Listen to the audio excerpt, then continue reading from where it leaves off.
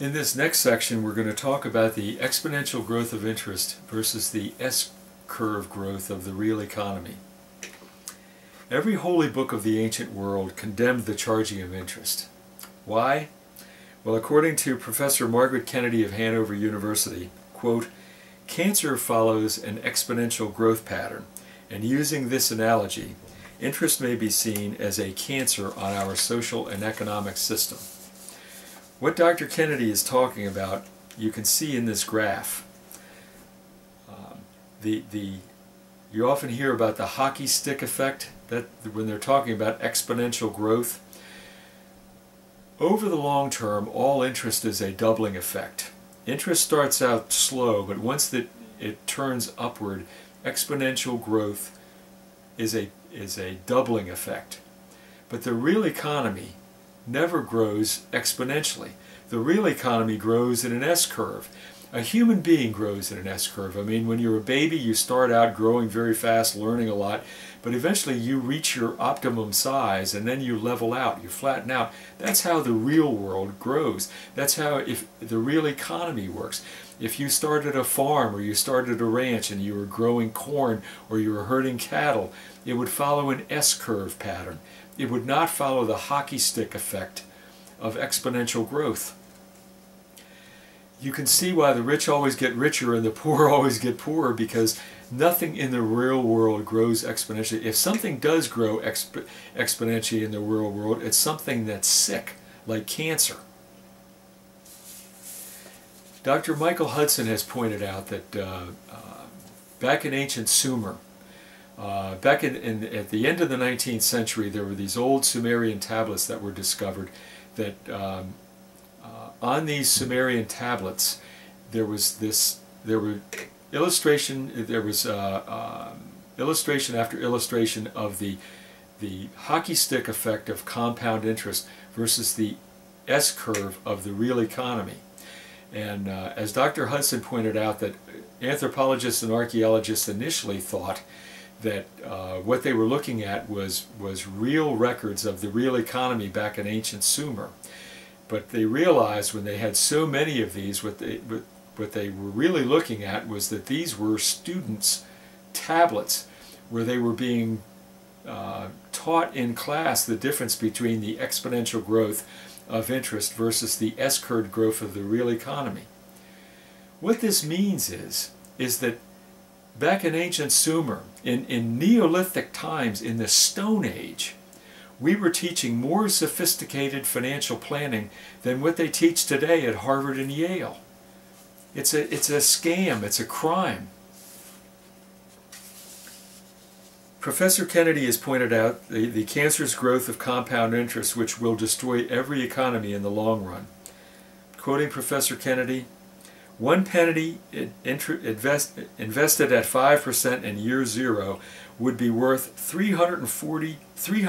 134 billion balls of gold, the weight of the earth in 1990. Additionally, Dr. Michael Hudson has demonstrated the inherent incompatibility between the economic growth in the real world versus the miracle of compound interest, which grows exponentially. In the real world, economies grow in an S-curve, and accordingly, no economy can grow exponentially in the manner of compound interest. Therefore, all of a country's assets will eventually be defaulted to the banking cartel for the same reason that the house always beats the individual gambler, because the system is rigged." Next, we want to talk about federal market, open market operations, which is the Fed's license to steal. The privately owned Federal Reserve System controls the money supply, and the owners of the Fed regularly abuse this right to steal from the American people. This license to steal is called open market operations, and Thomas Woods described the process. Quote, "Although the people use the phrase printing money as a kind of shorthand for what the Fed does, the Fed increases the money supply not by printing cash and putting it into circulation, but what is called open market operations, which involve the purchase and sale of assets. Imagine going to a Xerox machine and printing up all the cash you want. Normally we would call that counterfeiting, but the privately owned Federal Reserve gets away with it every day through open market operations. The American people have no way of knowing the exact extent of these counterfeiting operations because the Fed's open market operations are secret and not open to the public. The Fed is accountable to no one. But we do know that the dollar has lost 95% of its purchasing power since the institution of the Federal Reserve in 1913. Thomas Woods explained what happens when the Federal Reserve expands the money supply through open market operations. Quote, "The money comes out of thin air, not from the sale of some previous good or service. Thus, when favored firms spend this money, they are in effect taking the goods out of the economy without providing anything themselves. Here we see very clearly how they benefit at the expense of the rest of society. They take from the stock of goods without ever giving anything in return. The money they pay for their goods does not originate in a good or a service that they themselves had previously provided. It came from nowhere.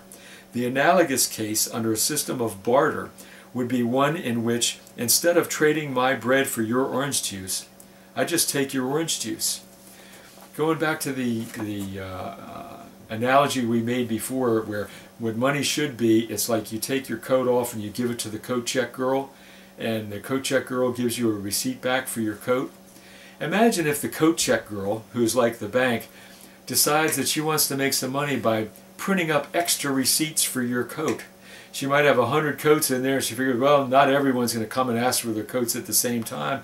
I'm going to make some extra money here by printing up some extra receipts and charge people, and so they can suppose they get these coats. Well, that's what the Fed is doing every day. It's called open market operations. Finally, the federal government has the right to print its own money. Under the inherently fraudulent Federal Reserve System, when the U.S. government incurs a debt, the government goes to Federal Reserve to borrow the money to pay for the deficit. But the United States government has the power to create its own money, rather than have it created by the privately owned Federal Reserve System.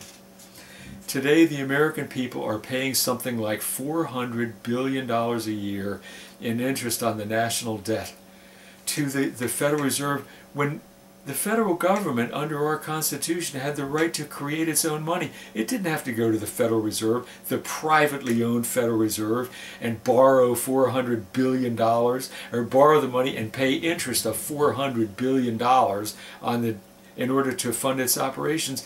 The federal government, under our Constitution, had the right to print the money and spend it into circulation. That money, that $400 billion that we pay every year in interest, is a completely unnecessary expense. In 1802, Thomas Jefferson warned the American people about the criminal intent of the privately owned banking cartel similar to the Federal Reserve System.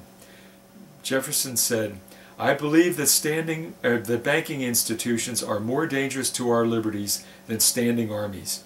If the American people ever allow private banks to control the issuance of our currency, first by inflation and then deflation, the banks and the corporations that grow up around the banks will deprive the people of all their property, until their children will wake up homeless on the continent that their fathers conquered. The issuing power should be taken away from the banks and restored to the people, to whom it properly belongs." Henry Ford said, "It is well that the people of the nation do not understand our banking and monetary system, for if they did, I believe that there would be a revolution tomorrow morning." And finally, in order to rebuild the manufacturing and industrial base of the American economy, we need to reinstitute the historic American system of protective tariffs. Free trade is a globalist fraud that doesn't work, and in order to rebuild the manufacturing and industrial base of the American economy, we need to reinstitute the old American system of protective tariffs. After the United States Constitution was ratified, the first legislation that Congress ever passed was the Tariff Act of 1789. The adherence to free trade is typically based on an appeal to the doctrine of comparative advantage of the English economist David Ricardo. But Ricardo himself said that his doctrine of competitive advantage was inapplicable if capital was mobile. Obviously, with all the offshoring of American jobs to Mexico and China and India and whatnot, capital is obviously mobile. And clearly, Ricardo said that his doctrine of competitive advantage does not work if capital is mobile.